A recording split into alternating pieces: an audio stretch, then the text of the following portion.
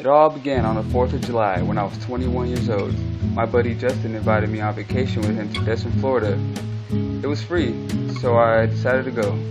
We drove all night and finally met up with his parents at a cabin they rented out for the weekend. While driving to Destin, we noticed a huge party at a sandbar right next to the bridge. "Bro, we gotta go," Justin explained. We wasted no time. As soon as we got on our jet ski, we asked around for directions to the party. It was about a 15-minute ride. As soon as we get there, we get off the jet ski and start walking up to what seemed to be the dance floor. As we walked up, a pretty blonde girl asked me for a ride on the jet ski. I couldn't turn that down, so took her for a spin. When we get back, we began to hang out on her dad's boat.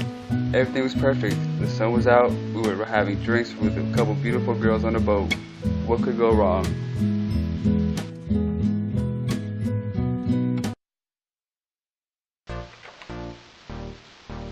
While taking another spin on the jet ski, it just cut off on me. We figured it was no big deal. We messed with it and got it running again. We began to run low on drinks, so my buddy Justin and one of the girls decided to go get some more. They hopped on the jet ski and took off. Some time passed and they weren't back. Something just felt wrong. I was running on very little sleep and no food. I was feeling exhausted and I was tired of waiting, so I just got off the girls' boat and swam to about 10 feet to a big boathouse and decided to take a nap on the edge of it. I figured my friend would easily see me, so I went right to sleep.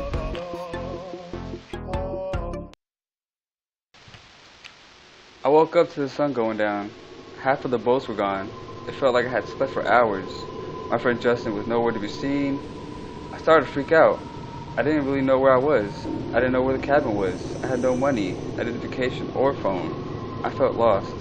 I swam around to different boats, but nobody would help. I started to panic. Finally, I found a boat that agreed to give me a ride about 100 yards to the shore.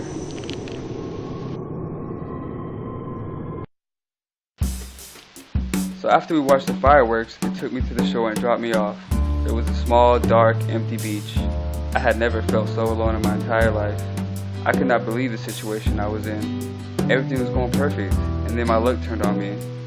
I kept asking for help, but nobody seemed interested, so I gave up. I sat on the beach and just stared into the water all alone. The cool gust of wind would hit me like a slap in the face. It was so cold, and I was shirtless. I sat there and pictured my friend with his family having dinner, drinking beer by the fire, while I was stranded on the beach, cold, hungry, and scared. I figured he didn't really care about me.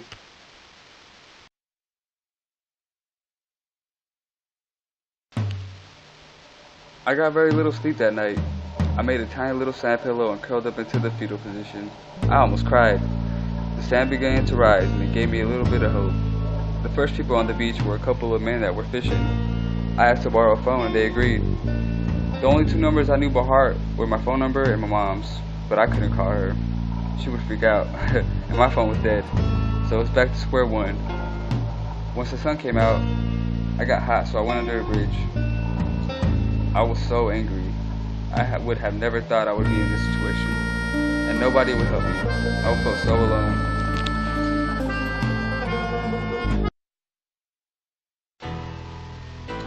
After sitting under the bridge for a couple hours, I heard someone calling my name. At first, I figured I was delusional, but it kept getting louder and louder. It was coming from behind me, so I turned, and there he was, Justin West, my best friend, running towards me. Immediately, I started cursing him out. He then explained that the jet ski had broken down on him again, so he had to rent another one. He went back to the sandbar, but he didn't see me. He had no clue I was sleeping on the boathouse. So I got in his car and we went to get some breakfast.